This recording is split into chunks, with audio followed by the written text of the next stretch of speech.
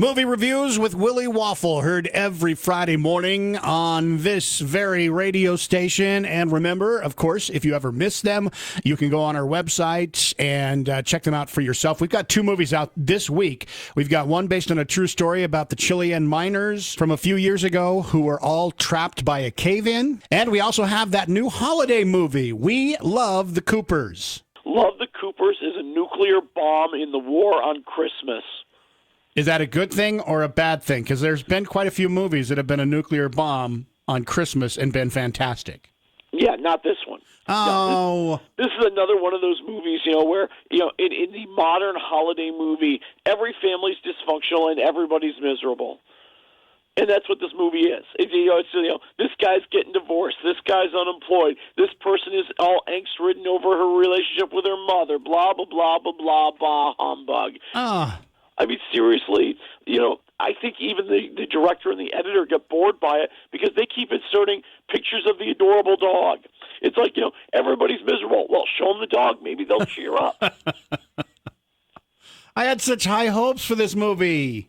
Well, I think you've got this really great cast because in their hearts they're thinking, hey, this thing is going to get syndicated and play on these cable channels every Christmas. They have to show movies 24/7 from November 1st to January 1st. That's probably true. Let's do the movie. We'll make money. Oh, so what do you give it? I'm giving it one waffle. One? Dang. And that might be generous. Well, it's a good thing they had all the stars or it wouldn't get any, I'm guessing. Well, I think the one waffle's mainly for the dog. The dog has charisma, baby. All right. And then our other movie this week is about a true story. And I remember this story very well. And I said, publicly that when this was going on, I said, those guys are never getting out alive. I know. I wouldn't have thought that was possible either. They in a way, were very, very lucky with how it happened. Not that it happened, but the way it came down at least protected them. And, it's called the 33. And like you said, it's a story of the 33 Chilean miners who are trapped underground for over 60 days when the mine collapses.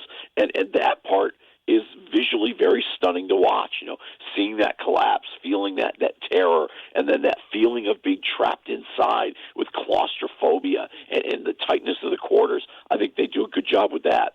Everything else is very formula. For a movie that's a true story, they're really going to the well here. It's like, we're going to get some inspirational speeches. They're not all going to get along together. Those two guys are going to find a mutual understanding of each other. All that stuff that we see over and over and over again. So basically, they did stick to the script of what really happened instead of embellishing a whole bunch to make it a better movie? Yeah, it's hard to know what really happened. None of us were there. So, who knows who really said what. But I'll just go 2.5 waffles. It's okay. Just okay. Yeah, I think Antonio Banderas saves it. I think that, he as their leader, as their guy who's trying to, kind of pull them all together, does a great job becoming that moral center that the movie needs. All right. Well, we get closer to Thanksgiving next week. What do we got for next week? We have the end, the finale, the climax of the Hunger Games. And let's just keep our fingers crossed that it's better than the last Hunger Games.